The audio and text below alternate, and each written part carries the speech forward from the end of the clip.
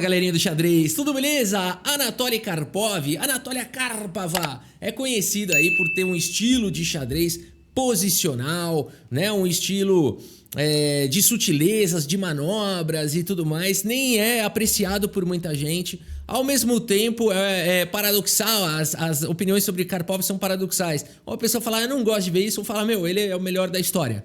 Né? Tem muita gente que considera o Karpov, estou falando de muita gente entendida de xadrez, grandes mestres, considera o Karpov o melhor da história. Então, é realmente um jogador assim que divide opiniões, mas uma coisa é certa, mesmo quem não gosta do estilo dele, admite que, de fato, é um jogador raro, né? De uma qualidade rara. Vamos dar uma olhada agora no Karpov sacrificando dama. A questão é, será que Karpov é capaz de fazer sacrifício também? Ou ele só joga daquele jeito posicional? Vamos dar uma olhada então, ele jogando contra o Anand no torneio em 1994 em Monte Carlo. E vamos ver na visão do Karpov, ele merece. A partida começou aqui com o peão do rei E4 pelo Anand. Anand que também, né, uma lenda, foi campeão do mundo, lenda do xadrez mundial, joga até hoje com uma qualidade, mais de 50 anos de idade, joga com uma qualidade inacreditável, top 10, top 20 mundial. C6 foi jogado pelo Karpov. Caro-Kann. Temos D4, D5, aqui as brancas têm várias maneiras de jogarem, tem a variante do avanço, tem cavalo D2 fazendo a proteção, que é uma variante muito parecida com o cavalo C3. Aqui seguimos com o cavalo C3 protegendo o peão. Temos trocas. Peão toma, cavalo toma. O Karpov segue desenvolvendo esse cavalo para casa de D7. Aqui é muito comum jogar esse lance aqui, né? Os jogadores de Caro-Kann e guardam o bispo aqui em G6. E o jogo pode seguir das mais diversas maneiras, né? Essa aqui é uma variante muito jogada nessa linha da Caro-Kann com cavalo C3, peão toma, né? Então pode seguir dessa maneira e a teoria ainda vai embora aqui por mais uns 4, 5 lances, tranquilamente. Mas Karpov não vai para esse lance e segue diretamente com o cavalo D7. Beleza? A partida segue com o bispo C4, temos o desenvolvimento do cavalo, bacana, um deu suporte para o outro. E agora cavalo G5 diretamente jogado pelo Anand, um jogador tático, um jogador perigoso. Aqui é muito fácil você escapar desse ataque, é só jogar um H6 e o quê? Pera aí, checkmate. Cuidado, meus amigos, cuidado aqui, né? Não é fácil coisa nenhuma, o Anand já tá ameaçando checkmate aqui, o Karpov defende com E6. Dama em E2 seguiu na partida e começa a existir golpe tático aqui. Muitas linhas de Caro-Kann existem esse golpe tático em E6. O Karpov tem que tomar cuidado e ele segue com o cavalo B6. Atacando um dos ofensores e trazendo mais uma defesa. O Anand não ousa sacrificar nesse momento, volta o bispo. E agora sim o H6. Tira esse cachorro daí, o cavalo volta. E aqui A5 jogado pelo Karpov. Que é isso? Já indo pra cima aqui do bispo, temos o lance A4 parando tudo isso e C5. O que é isso? É o Karpov mesmo? Tá jogando agressivo, tá jogando dinâmico aqui o Karpov. Bispo F4 foi jogado, o bispo vem pra D6. Temos o cavalo agora em E5 e Roque coloca o rei em segurança. E finalmente o Anand traz o cavalo pro jogo. O que é interessante de notar quando eles jogam é o equilíbrio que vai existindo. A gente tá no lance 13, né? Eles jogaram assim de uma forma impecável, partida modelo. Karpov segue com dama C7. Intensifica a pressão. No centro, traz mais suporte na coluna C. Bispo G3, coloca o bispo em segurança. Ele tava solto, tava no ar, a gente fala. Cavalo vem para casa de D5, centraliza, peão toma, dama toma e Roque coloca o rei em segurança. E o Karpov segue com o lance B6, dando possibilidade para esse bispo poder jogar. Já é uma posição perigosa, apesar de que ainda tem recursos. Torre de FD1 foi jogado pelo Anand, bispo A6 foi jogado de qualquer maneira. E aqui C4 combatendo aqui, bloqueando o ataque à dama. Karpov segue com torre de A em D8. Afinal de contas, esse cavalo não está ameaçado, uma vez que a dama vale mais do que o cavalo. E aqui, estudos mostram que o Anand deveria ter jogado cavalo aqui em D4, tá? Mas o Anand vai para uma outra ideia, joga com cavalo D3, né? Aqui recebe essa marcação aí de será que foi um lance bom ou não foi? Enfim, tá atacando aqui a dama, não parece ter nada de errado com isso. No entanto, tem um golpe tático aqui e o Karpov se aproveita para jogar o lance bispo por C4, cravando aqui o cavalo, né? Então esse foi o problema do lance do Anand, porque agora você não pode jogar cavalo por dama, simplesmente bispo por dama, atacando duas peças, o cavalo também está atacado. E claro, poderia ir para uma linha complicada aqui com o cavalo B7, por exemplo, entre outras linhas aqui, também tinha torre por cavalo. Aí aqui tem várias linhas, né? E você pode tomar em D1, você pode tomar em F3, enfim, aí vai embora. Mas é uma posição que dá bastante contra-jogo aqui para o Karpov. O Anand nessa posição vai criar complicação. Ele segue com torre de A em C1. E agora, Karpov, segura a bronca. Porque agora você está cravado, atacado várias vezes. O que jogar nessa posição? E o Karpov, meus amigos, segue com o melhor lance, bispo por D3. Ok, esse lance faz sentido. Ele está deixando a dama, mas está atacando a dama do Anand. O Anand simplesmente recupera aqui a peça, mantém a dama do Karpov atacada. E nessa posição o Karpov vai para esse lance aqui espetacular. Espetacular. É inacreditável.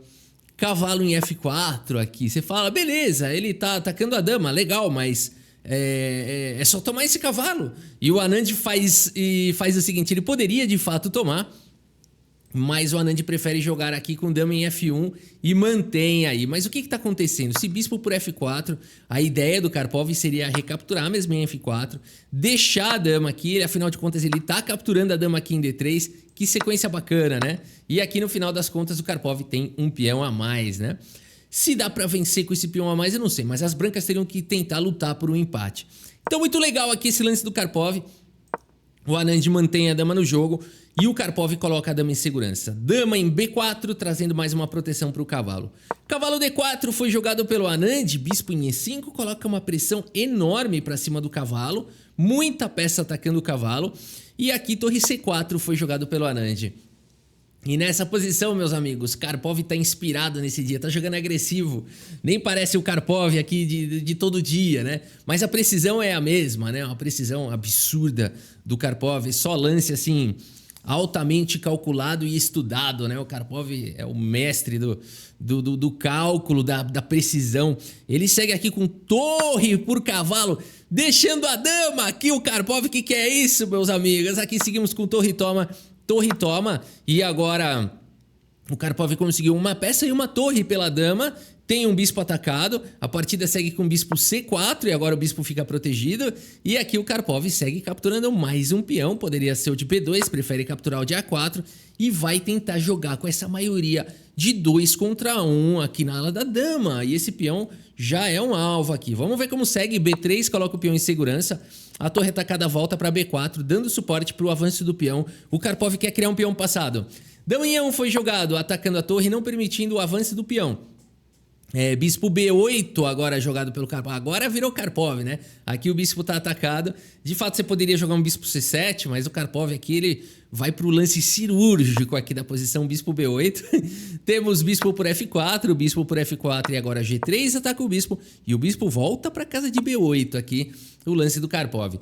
Dama em E2 foi jogado, temos B5 de qualquer maneira. Teremos trocas, bispo por B5, torre por peão.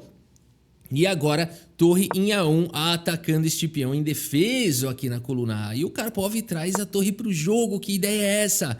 O Anand agora está com perigos aí na fileira do fundo. Poderia tomar o peão em A5? Poderia. Algum contra-jogo interessante vem com torre C5. É bastante incômodo jogar dessa maneira. Por isso, o Anand preferiu não seguir dessa forma e simplesmente jogar com rei G2. Deixar o peão atacado.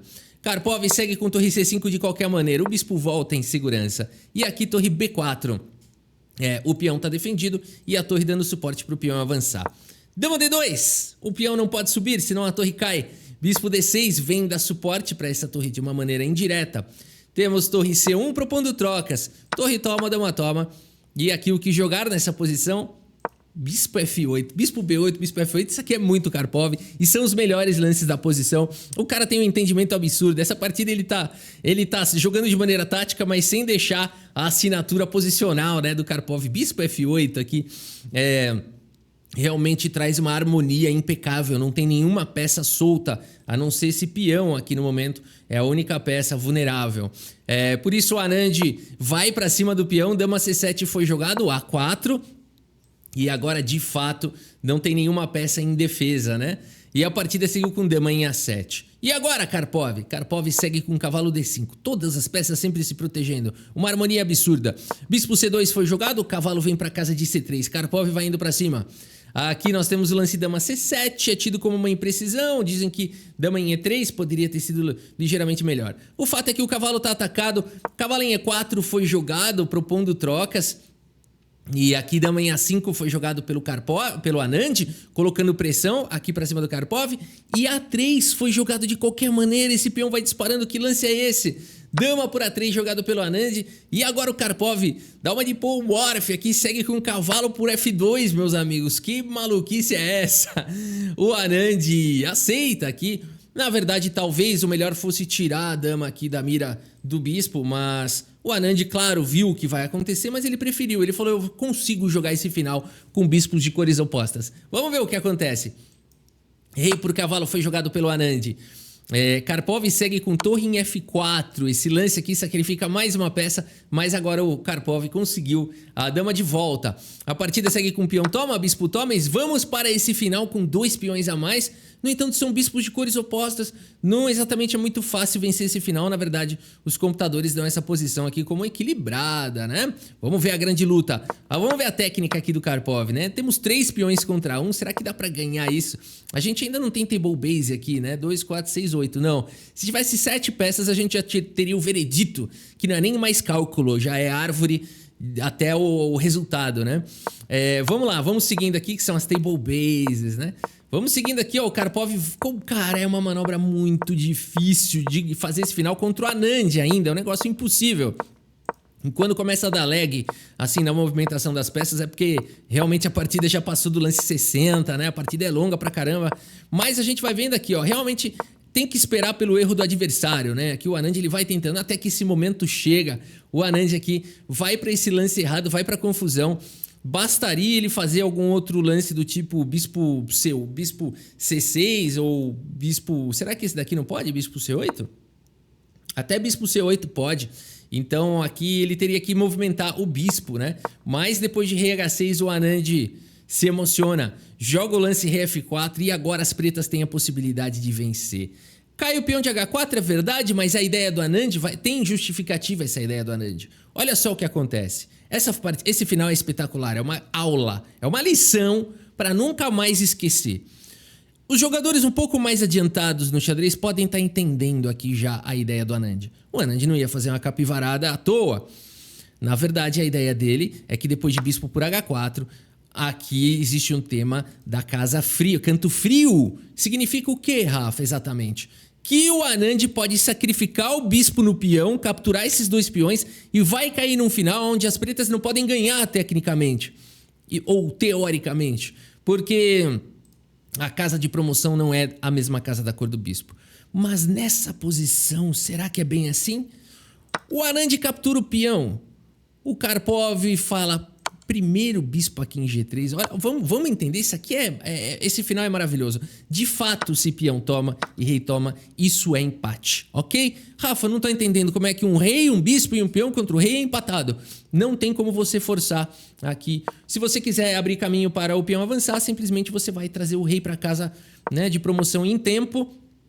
Aqui cai o bispo, então você tentaria talvez trazer o rei para dar suporte e esse final é empatado, não tem como forçar aqui o avanço, né? Então você, se avançar, o rei vem para cá e você não pode encostar o rei porque é afogamento, e você tem que fazer qualquer outra coisa e aqui não consegue progredir. Se o bispo fosse de casas claras seria outra história, o bispo consegue tirar o rei do canto da casa de promoção e ganhar. No entanto, meus amigos, o que o Anand não viu quando ele jogou rei aqui, depois veio o bispo por H4, ele jogou bispo por... Era esse final aqui com bispo G3 cheque, lance genial aqui do Karpov, pegou o Anand de surpresa. A partida segue com rei E4, vamos entender. Aqui se rei toma, agora sim peão toma, e é um rei e 2 peões contra rei, esse final ganha com tranquilidade. Por isso, meus amigos, a partida seguiu aqui com rei E4, o Anand fala, beleza, vou jogar contra, né, esses peões aí, ainda tem o tema do canto frio, né? Mas, meus amigos, Karpov captura agora o bispo de qualquer maneira. Você fala, ué, mas não podia, tem o tema do canto frio. Mas será que o rei consegue chegar a tempo? Olha que loucura, olha que loucura. Karpov mais uma vez vai pro lance bispo B8. Cara, que é o melhor lance da posição. Fazendo as brancas passarem a vez, afinal de contas existe uma barreira aqui. O rei não consegue avançar, ele vai ter que se distanciar daqui. Que coisa linda. Anand tem que jogar rei E4, ele tenta parar o peão, mas agora o Karpov dispara, não é possível. H4, o rei vai encostar. H3, não é possível, o rei tem uma parede. O rei F2 aqui foi jogado, eu vou tentar parar esse peão e agora de fato se o peão avançar, ele vai empatar a partida. Ele chega na casa de promoção, mas nesse momento o Karpov segue com o único lance da posição, bispo H2, meus amigos, fazendo uma parede inquebrável. O rei vai chegar aqui e completar essa parede. E por isso, meus amigos, nessa posição, o Viswanathan Anand abandona aqui a partida. Abandonou porque não dá mais, meus amigos. Que partida é essa do Karpov sacrificando tudo? Partida maravilhosa. Vamos dar uma olhada aqui, vou salvar aqui. Vamos dar uma olhada no relatório do chess.com e ver a precisão. Eu acho que foi 99,5 assim pro Karpov. Foi uma partida absurda, sem noção, né? Sem nenhuma noção. Eu vou chutar 99,5 aqui pro Karpov e 95 pro Anand, alguma coisa assim, vamos ver, né? Vamos ver aqui a precisão. Depois eu vou jogar contra o robô isso aí. 97,1 pro Karpov, 92 aqui pro Anand. De fato, dava pro Anand buscar o empate. Ele não podia ter jogado aquele lance de rei, mas não dá pra culpar o Anand. Parecia muito simples ali empatar aquele final, né? Com o tema do canto frio. E sensacional. E agora eu vou jogar contra a máquina. Vamos lá. Como é que eu faço aqui? Eu vou colocar na posição final. E agora praticar contra o computador. Vamos ver o que acontece. Muito bem. Muito bem. Vamos ganhar aqui esse final. Então, Rafa, não vai estragar a partida do Karpov, pelo amor de Deus. Tá bom. Vamos lá. Tem que levar o rei aqui, né? Vamos fazer a barreirinha. Vamos levar o rei. Aqui, vamos lá, vamos conseguindo mais casas. É isso. Ele vai jogar o rei aqui, né, o danado. Tudo bem, a gente vai fazer uma manobrinha assim. Isso, pronto, tranquilo, né? Sem sufoco, é só não fazer nenhuma besteira primitiva, como diria o grande mestre Leitão, né? É só não fazer um erro muito primitivo, né? Só não fazer nada primitivo aqui e pronto. Vamos trazer o reizito e aqui vamos dar um checkmate sem encostar a dama no rei para manter o respeito. Para manter o respeito, esse cheque aqui é mate, não é? É mate porque o bispo tá tirando aqui, ó. Pronto, mantendo o respeito. Meus amigos, uma partida espetacular da história de Anatoly Karpov. Postem aí nos comentários o que vocês acham. Foi a partida misturou ali Mikhail Tal com Petrosyan. O que é isso daí, né? Postem aí nos comentários, tá bom? É isso, meus amigos. Espero que vocês tenham gostado do vídeo. Muito obrigado pela sua audiência. Um grande abraço para todos vocês e até a próxima. Valeu!